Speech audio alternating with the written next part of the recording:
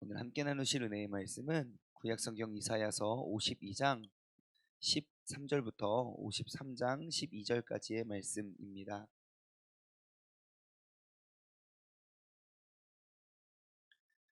구약성경 이사야서 52장 13절부터 53장 12절까지의 말씀입니다.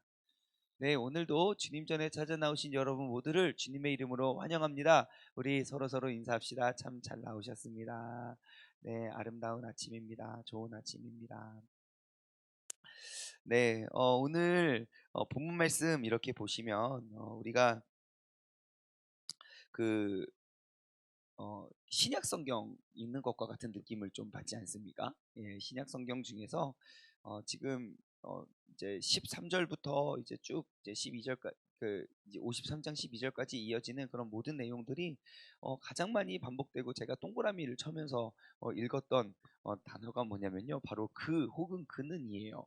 그는 그에게 그의 그는 그가 그의 얼마나 그에 대한 이야기가 많이 나오는지 몰라요.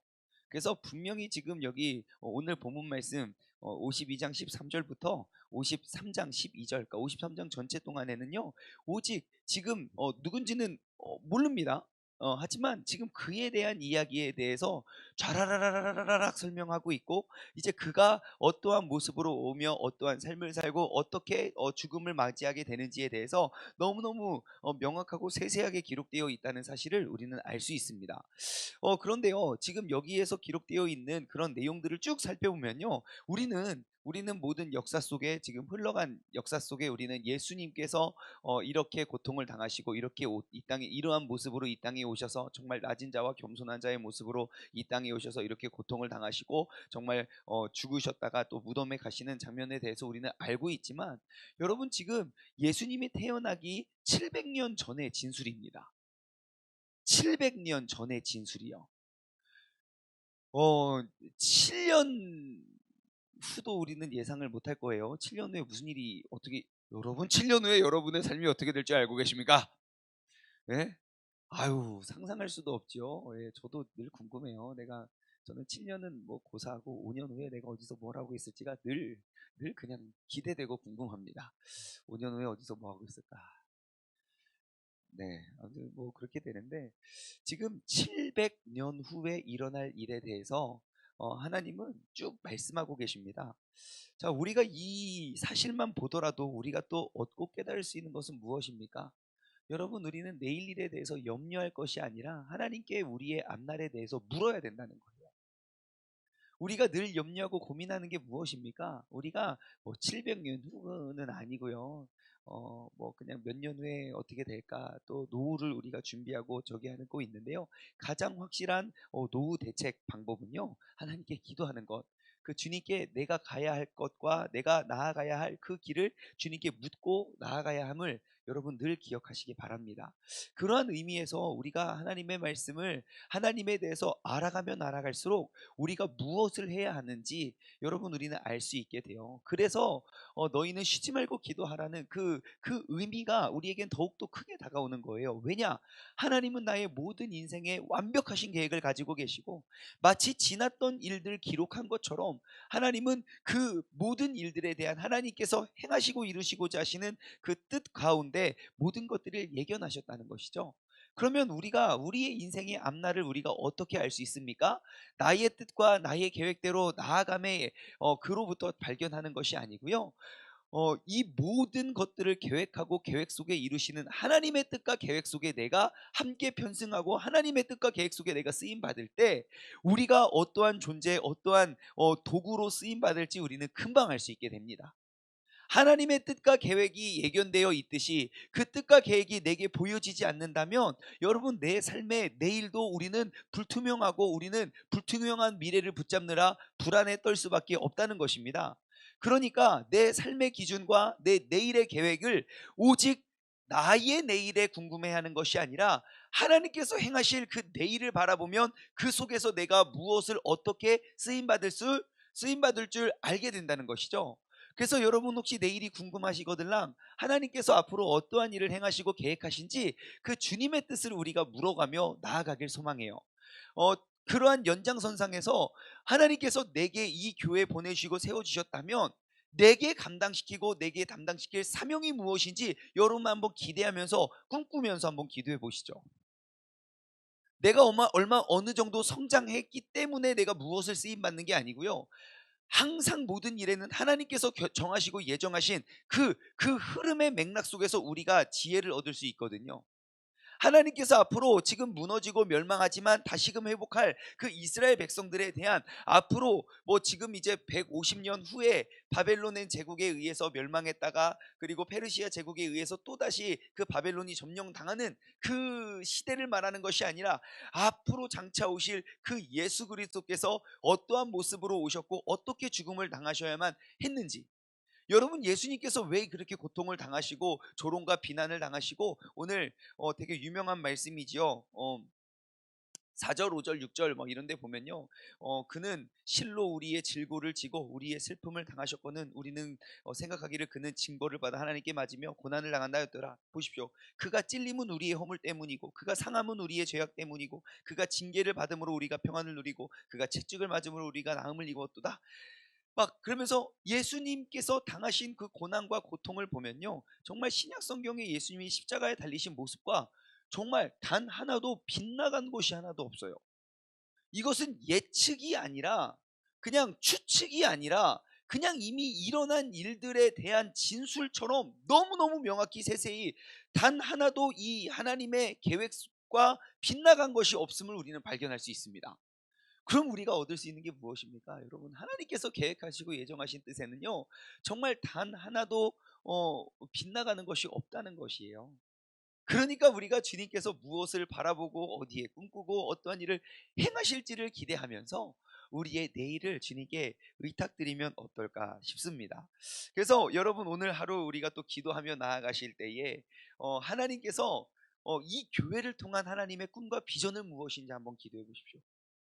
맨날 하나님 나의 내일은 무엇을 위해 내가 어떻게 살아갈까? 어차피 하나님의 계획과 일하심 속에 우리가 쓰임받는 도구라면 하나님께서 행하시는 그 큰 그림이 무엇이고 큰 틀이 무엇인지 우리가 더 정말 하나님께서 세우신 그 교회를 위해 우리 함께 기도하며 나아가기를 소망합니다. 지금 이제 오늘 13절부터 보면 아까 그 그에 대한 이제 봐라 내 종이 형통하리니 받들어 주게 되리라. 전에는 그의 모양이 타인보다 상하였고 그의 모습이 하면서 이제 그에 대한 이야기를 주르르르르 가는데요. 2절 볼게요. 자, 그는 주 앞에서 자라나기를 연한 순 같고 마른 땅에서 나온 뿌리 같아서 고운 모양도 없고 풍채도 없은즉 우리가 보기에 흠모할 만한 아름다운 것이 없도다. 지금 예수님께서 이 땅에 어떻게 오실 어떠한 모습으로 오실 것에 대해서 보여주고 있죠.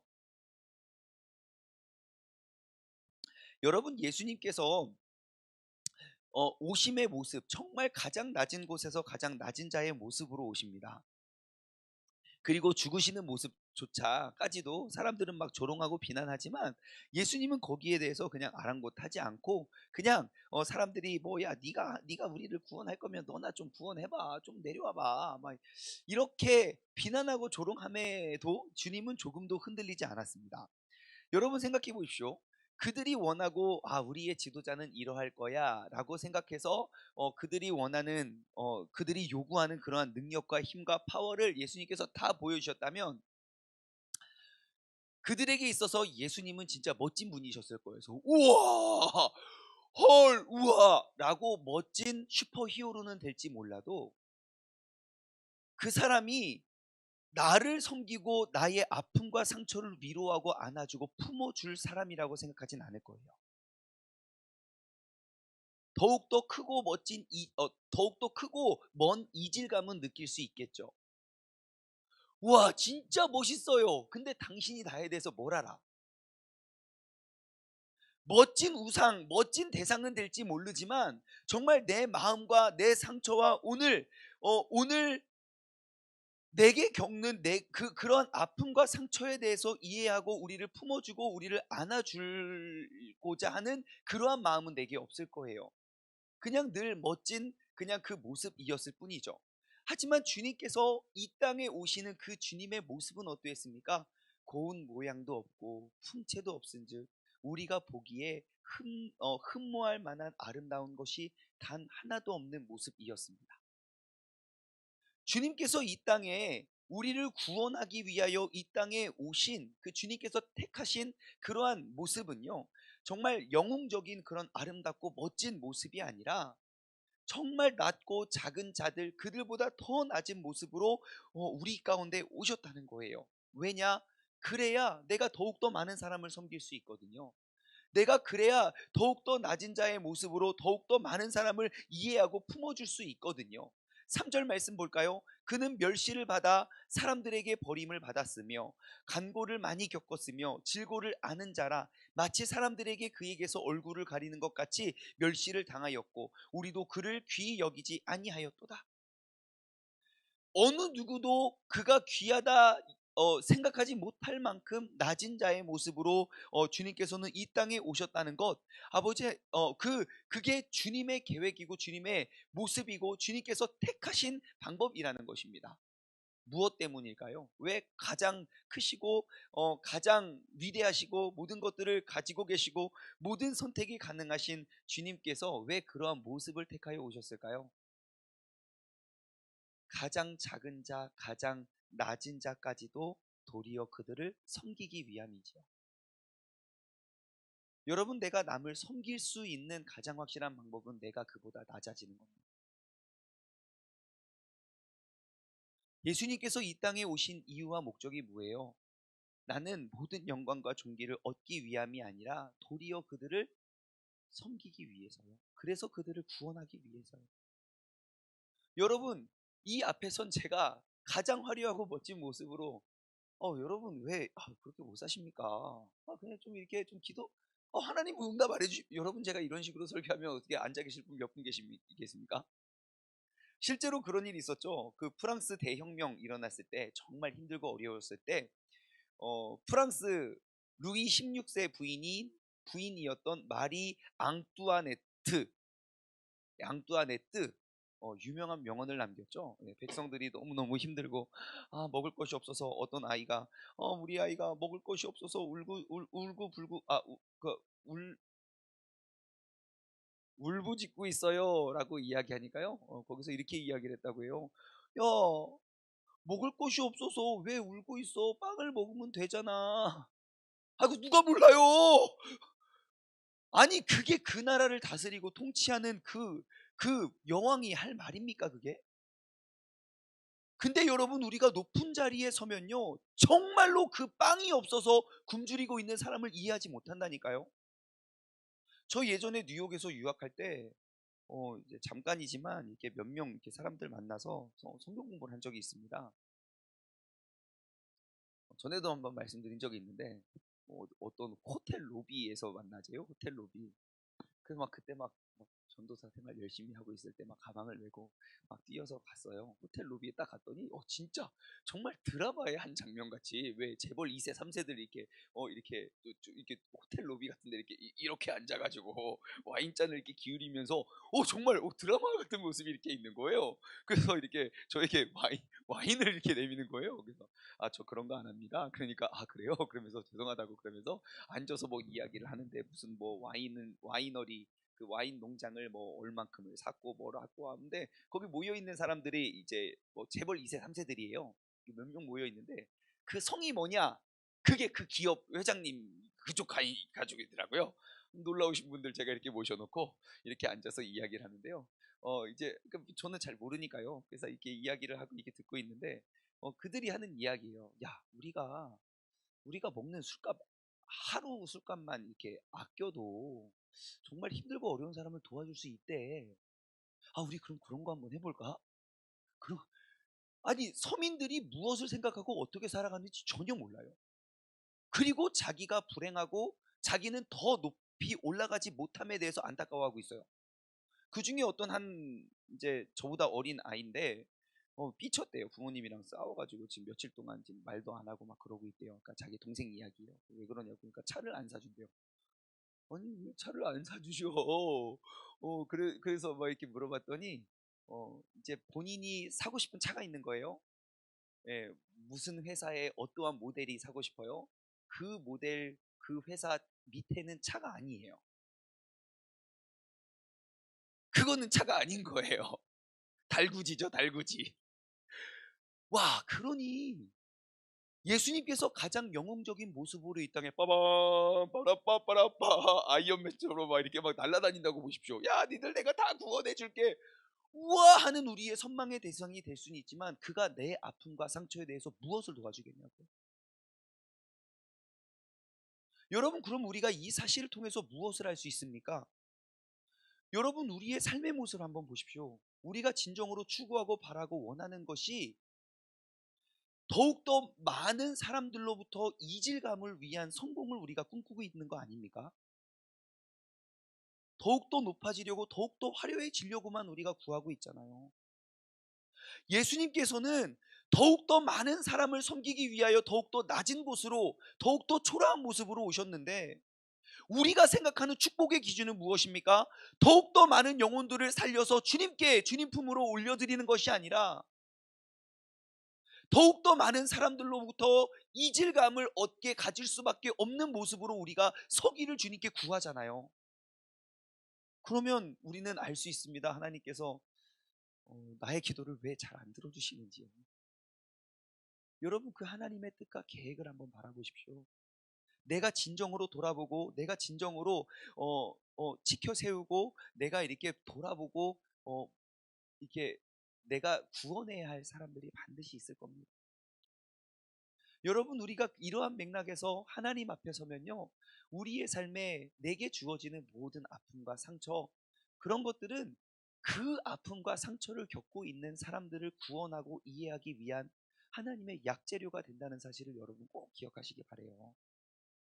나에게 특별히 억울함이 주어졌다면요, 그거 특별한 선물입니다. 예? 할렐루야. 또 억울한 사람이 어디 있어? 하고 들어보면요, 진짜 많아요. 예? 나같이 억울한 사람 당한 사람들이요. 그리고 내가 그들을 섬김으로 그들을 주님 곁으로 이끌어낼 수 있는 그런 도구가 된다면, 진정으로 예수님께서 그 낮은 자의 모습으로 이 땅에 오시어 우리를 섬기고 세우신 그 주님의 삶에 우리가 동참하는 것 아니겠습니까? 여러분, 우리 인생이 왜 이렇게 억울하고 분해지는지 이제 아시겠죠? 예수님 닮아가라고요. 나 너를 예수님과 같은 삶의 목적으로 사용하기 위해서 내가 예상하고 내가 원하지 않았던 그러한 어려움도 상처도 다 우리에게 담당시키신 줄 믿습니다. 오늘 하루를 살아갈 때요, 여러분, 더 낮은 자의 모습으로 더 많은 사람들을 이해하고 공감하여 그들로 하여금 정말 주님의 품으로 이끌어낼 수 있는 그런 도구로 쓰임 받기를 원합니다. 하나만 더 볼게요. 5절 말씀입니다. 4절과 5절인데요. 그 예수님은 실로 우리의 질고를 지고 우리의 슬픔을 당하였거늘 우리는 생각하기를 그는 징벌을 받아 하나님께 맞으며 고난을 당한다 하였도다. 야, 진짜 하나님의 좀 죄와 저거 저주도 많이 받았어. 그런데 그 주님께서 당하셨던 그 고통과 그 상함과 아픔의 의미가 5절이 무엇인지 말해주고 있어요. 그가 찔림은 우리 허물 때문이고 그가 상함은 우리의 죄악 때문이고 그가 징계를 받음으로 우리는 평화를 누리고 그가 채찍에 맞음으로 우리는 나음을 입었도다. 그래요. 그러니까 우리가 낫기 위하여, 우리가 어, 자유롭기 위하여, 우리가 평화를 누리기 위하여 그가 대신 그런 것들을 당했대요.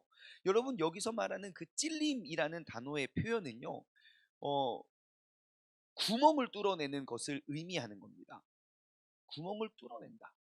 그러니까 근데 예수님께서 진짜 죽음을 당하실 때 어떠셨어요? 정말 머리부터 발끝까지 정말 많은 찔림을 당하셨죠.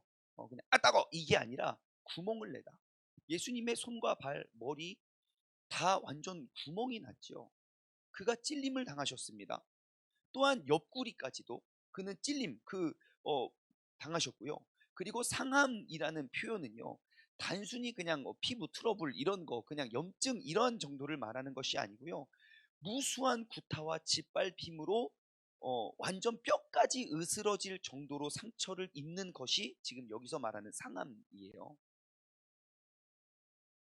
그리고 그가 어, 채찍에 맞음으로, 그 채찍은 또 어떠한 것입니까? 여러분, 이 당시 썼던, 아니 예수님 시대의 로마 군인들이 썼던 채찍의 끝에는요, 그 이제 작은 쇠 추나 짐승의 뼈 이런 것들 거기다 매달았어요. 그래서 때릴 때 아픈 게 아니라 때린 다음에 뜯길 때 아픈 거예요. 예수님이 당하셨던, 정말 그 가죽끈이나 동물의 뼈 같은 거를 막 이렇게 끝에 묶어가지고 이렇게 그를 채 감았던 그러한 상처. 여러분, 왜 아무 죄가 없으신 예수님께서 그러한 죄를 당하셔야만 했었을까요? 우리를 구원하기 위함이에요. 그러면 그 구원의 의미를 아는 우리에게는 그러한 상처와 상함이 없어야 축복입니까? 있어야 축복입니까? 우리는 그 의미를 다시 한번 깨닫게 돼요. 여러분, 내게 아픔이 없음이 축복이 아니에요. 주님과 동행함이 축복이라고요. 제가 앞서 말씀드렸잖아요. 내 인생의 축복의 기준을, 내 내일의 모습을 가장 화려하고 멋진 나의 내일을 꿈꾸고 물어보면 절대 알 수가 없어요. 하지만 주님께서 행하실 그 일들과 그 계획을 보면 내가 어떻게 쓰임받을 줄 알게 된다고요. 앞으로 700년 후에 이 땅에 오시어 진정한 우리의 모든 우리의 사망으로부터 생명으로 옮기실 그 예수 그리스도의 모습을 봤다면, 여러분 지금 내 삶의 그 어려움과 상처의 그 속에서의 축복을 여러분 한번 함께 누리시기 바랍니다. 이러한 맥락으로 신약 성경의 사도 바울 및 제자들의 고백을 한번 보십시오. 너희가 예수님의 뜻을 따르길 원한다면 기꺼이 그와 함께 고난에 동참하라고 이야기해요. 여러분, 우리가 그 고난의 동참함의 기쁨과 상급과 그 은혜를, 우리가 그것이 축복임을 딱 깨닫는 순간요, 우리의 삶에 우리를 넘어뜨릴 없다니까요. 내가 죽겠다고 나아오는데, 내가 죽이면 죽을수록, 고통을 당하면 당할수록 나는 주님의 고통에 동참하며 더욱더 많은 영혼을 구원할 수 있다고 주장하는데요. 여러분, 어떻게 초대교회 교인들이 그 지하 땅굴 21층의 깊이를 파면서 신앙생활하고 목숨을 유지했는지 아시겠습니까? 바로 하나님의 이러한 계획 때문이에요. 그가 찔림은 우리의 허물 때문이고, 그가 상함은 우리의 죄악 때문이고, 그가 징계를 받음으로 우리가 평안을 누리고, 그가 채찍에 맞음으로 우리는 나음을 입었도다. 여러분, 나의 찔림과 나의 상함과 나의 아픔이 괴로워서 주님께 기도하지 마십시오. 그 찔림과 아픔과 상처를 통하여 구원할 더 많은 영혼들을 바라보며 감사하십시오. 내가 특히 억울하게 찔림과 억울한 상처를 당하셨다면 하나님은 반드시 그 억울함과 그 아픔과 상처를 통하여 내가 지금 알지 못하는 더욱더 많은 영혼들을 구원할 계획을 갖고 계시는 하나님의 계획을 여러분 바라보십시오. 주님, 오늘 나에게 이 찔림과 아픔과 상처를 떠나가게 하여 주옵소서의 기도보다, 주님, 이 아픔을 통하여 더욱더 주님의 큰 뜻을 이루어 나갈 수 있는 사람이 되게 해달라고 우리가 구하며 나아갈 수 있는 믿음의 사람 되기를 주님의 이름으로 소망합니다. 여러분, 내 삶의 어려움은 주님의 고난에 동참하기 위한 어려움입니다. 우리 인생의 진정한 축복은 주님과 완전 정반대되는 삶의 모습을 내가 살아가고 어떠한 영웅처럼 우리가 보여지는 것이 아니라 주님께서 걸어가신 그 길 내가 같이 따라가는 거예요. 여러분, 그 속에서 우리가 진정한 축복과 진정한 은혜를 누리며 살아갈 수 있는 복된 하루, 복된 내일이 되기를 주님의 이름으로 축원합니다. 함께 기도하겠습니다. 하나님 아버지, 감사합니다. 우리가 하나님에 대해서 알아가면 알아갈수록 모든 사람들로부터 나는 더욱더 멋지고 화려하고 의롭고 높은 자리에 서서, 얘들아 봐라, 나 하나님 잘 믿으니까 너희들보다 내가 위에 있지. 얘들아 봐라, 내가 옛날에 그냥 좀 거시기한 찌질한 사람이었지만 내가 하나님 앞에 나와서 새벽 예배 드리고 내가 말씀 연구하니까 하나님이 나에게 더욱더 높은 곳으로 더욱더 멋진 모습으로 나를 세워주셨지. 우리가 지금까지 기도했던 그 축복의 모습은 이러한 모습이 아니었나 싶습니다. 하지만 하나님께서 그 예수님을 이 땅에 보내실 그 계획은 나의 죄악과 나의 허물과 나의 상처, 나 같은 죄인을 구원하기 위하여 그에게 그 모든 것들을 담당시키셨다면, 하나님께서 나를 통하여 구원 이루어 내실 그 구원의 역사 속에 나에게 그러한 이질감을 가져다 주는 그러한 높은 자리에 세우시는 것이 아니라 그들을 구원하기 위하여 더욱더 낮은 곳으로 더욱더 억울하게 더욱더 많은 상처와 아픔과 찔림을 허락하시는 것이 하나님의 축복임을 오늘 깨닫고 발견하게 하여 주시며 너무너무 감사를 드립니다. 하나님 아버지, 내 삶의 찔림의 순간은 내가 억울하고 억울함을 주님께 토로하는 순간이 아니라 내 삶의 찔림을 통하여 하나님 아버지의 더욱더 큰 계획을 바라보고 깨달을 수 있는 순간이 되게 하여 주시옵소서. 내가 상처를 입고 내가 그 상함을 입을 때일수록 입을 때에야 비로소 나는 예수님의 모습을 닮아가고 예수님의 마음을 이해하고 헤아리어 나로 말미암아 내가 구원해야 할 더욱더 많은 상처와 더욱더 큰 어려움을 당하고 있는 사람을 내가 사랑할 수 있는 그러한 힘을 얻게 하여 주심에 감사를 드립니다.